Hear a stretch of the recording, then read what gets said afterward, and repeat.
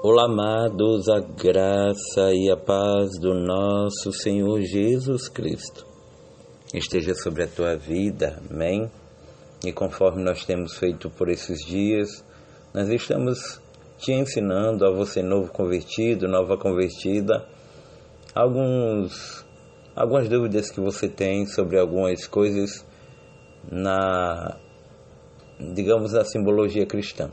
Nós já explicamos sobre Santa Ceia, nós já explicamos sobre o que é um devocional com Deus, e hoje nós queremos falar sobre o culto, um dos cultos mais especiais, se não for o especial, que é denominado culto de Santa Ceia. Como é que funciona? Como é que a gente pode ceiar? Quem pode ceiar? Tá certo?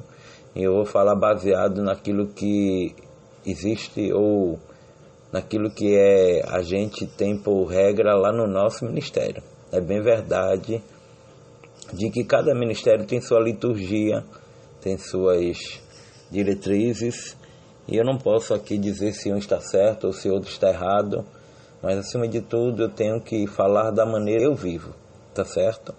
Então vamos aprender sobre a Santa Ceia hoje, o que significa, quem pode ceiar, quem não pode, qual a origem. Então nós vamos destrinchar tudo isso, tá certo?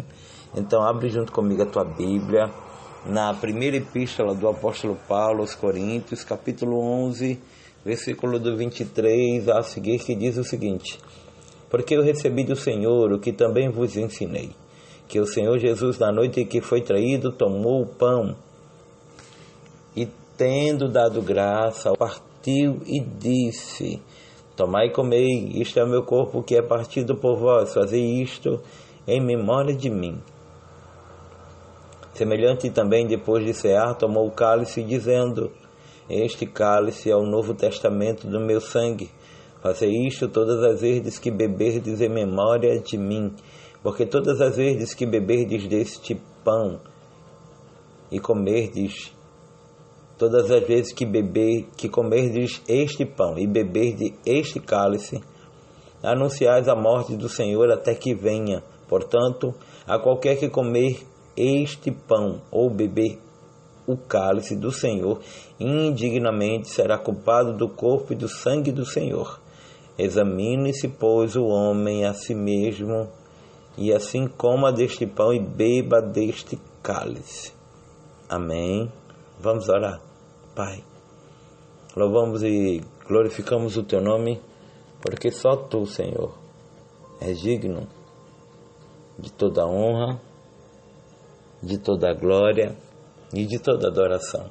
Senhor, nos ensina, faz com que muitos que tenham dúvida aprendam a tua palavra, e que o teu nome seja glorificado, em nome de Jesus. Amém. Bom, amados, o que é uma Santa Ceia? Na verdade, Santa Ceia é uma ordenança deixada por Jesus à igreja para celebrar a sua morte e lembrar do seu sacrifício e renovar a aliança do cristão com Deus. Uma vez que eu estou ceando, eu tenho comunhão com Deus e com os meus irmãos. Então, a gente precisa entender que a Santa Ceia não é, por exemplo, é de uma igreja específica, não. Foi o próprio Jesus quem estabeleceu.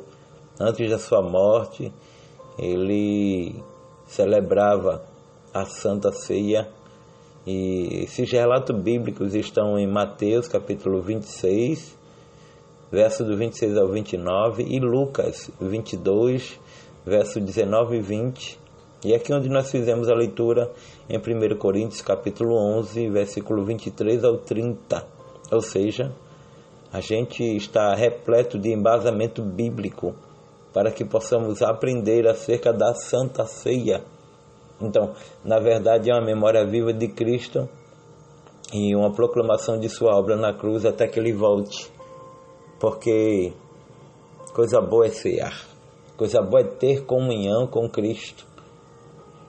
E talvez você pergunte: pastor, qual a necessidade? Por que vocês celebram a Santa Ceia? Primeiro, para lembrar o sacrifício de Jesus na cruz do Calvário. Porque ele mesmo falou: façam isso em memória de mim. Então a gente só pode, acima de tudo, digamos assim, lembrar o sacrifício de alguém quando alguém é importante. E eu tenho certeza de que Jesus, para você, é muito importante. Porque Ele nos faz voltar para o Calvário, para o corpo partido e o sangue derramado. Então, isso é a ceia. E como é que funciona a Santa Ceia em determinados ministérios? Bom, o nosso aqui, a gente celebra o primeiro domingo do mês. Ou melhor, o último domingo do mês.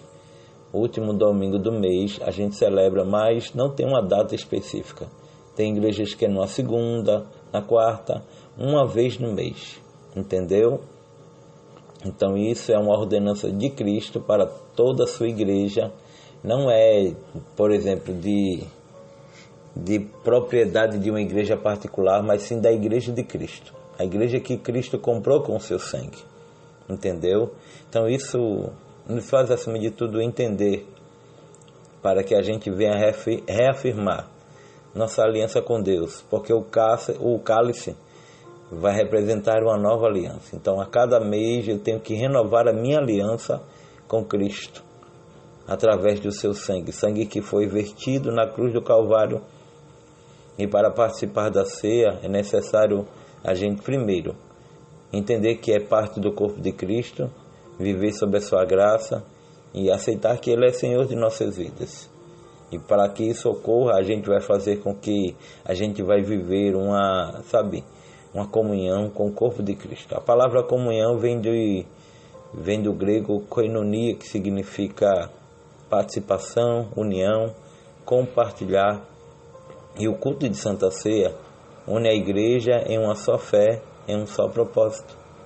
Sim, pastor, para eu ceiar, quais são os requisitos? Bom, em alguns ministérios é necessário fazer o discipulado. Em outros ministérios já não exige. Entretanto, o discipulado nada mais, nada menos é do que você entender o que você vai participar. Porque para ceiar, nós precisamos ser batizados em determinados ministérios, tá? Ser batizado nas águas, que significa o sepultamento dos pecados. Logo, em breve eu vou estar também falando sobre isso, sobre o batismo, tanto no Espírito Santo quanto nas águas, entendeu? Tirando um pouco a sua dúvida. Então, para ceiar, a gente precisa examinar a nossa vida espiritual. Eu não posso dizer se alguém é apta ou não é apta, porque na verdade isso daí, a Bíblia diz que o homem deve examinar a si mesmo. Entretanto, quando fala homem, não está se referindo à pessoa do homem, mas aos dois sexos, homem e mulher. Está entendendo? O apóstolo Paulo nos ensina da seguinte forma: examine-se o homem a si mesmo. 1 Coríntios capítulo 11, no verso 28, onde a gente fez a leitura. A ceia é um tempo de introspecção e arrependimento. Não é um culto comum. É um momento de reconciliação, de perdoar, de pedir perdão, de ajustar nossa vida com Deus e abandonar as práticas pecaminosas, para que, acima de tudo, então, se nós quisermos ceiar, nós temos que, na verdade, estar, digamos assim, abrangendo esses requisitos, ou de acordo com a palavra nos determina. Primeiro, reconciliar, perdoar. Não adianta, e é um perigo quando alguém toma uma Santa Ceia com o coração inchado. Você está entendendo? Infelizmente, há muitos que brincam com isso. Brincam com essa liturgia do culto, esse momento tão especial, porque hoje a gente recebe a ceia de um pastor, de um dirigente, de um líder, mas daqui a pouco a gente vai receber essa ceia do próprio Jesus. Você está entendendo? Então é isso. Quais são os elementos do que, pastor? O que é que acontece na Santa Ceia? Primeiro, você recebe o pão, que representa o corpo de Cristo, que foi partido na cruz. É bem verdade de que talvez alguém diga, mas é só um pão. Mas a partir do momento que a gente ora, apresenta ao Senhor A simbologia espiritual é de que aquilo dali se torna o corpo de Cristo, que foi moído por nós. Não vira uma carne literal, mas é um símbolo santo, tratado com reverência. E também você recebe o cálice, primeiro o pão, depois o cálice, que na verdade é um vinho ou um suco de uva, mas o pessoal geralmente usa suco de uva, entendeu? Que representa o sangue de Jesus derramado para a remissão dos nossos pecados, para a nossa purificação, redenção e nova aliança. Como é um culto de Santa Ceia? Talvez você pergunte, tem que ter louvor e adoração, tem que ter pregação centrada no sacrifício de Cristo, ou seja, a pregação tem que ser toda voltada para o sacrifício pascual de Cristo. Também é um momento de reflexão, de exame pessoal, onde a gente muitas vezes olha para dentro de nós mesmos e percebemos ou não que somos dignos, porque ali há um silêncio, há uma oração, um quebrantamento e a ministração dos elementos com ordem, reverência e temor. Isso vai trazer uma comunhão enorme para a igreja, uma unidade, uma gratidão e, por fim, a oração final e consagração a Deus. Quem pode participar da ceia, eu vou te dizer, biblicamente, podem participar de ceia aqueles que são salvos, que foram batizados nas águas, em igrejas que adotam essa prática, estão em paz com Deus e com o seu próximo, não estão vivendo em pecado, sem arrependimento, e estão com o coração limpo e examinado. A ceia não é uma exclusão de alguém, que alguém está dizendo, você não pode, não, porque depende de nós, depende tão somente da nossa comunhão, porque ceia é coisa santa, está entendendo?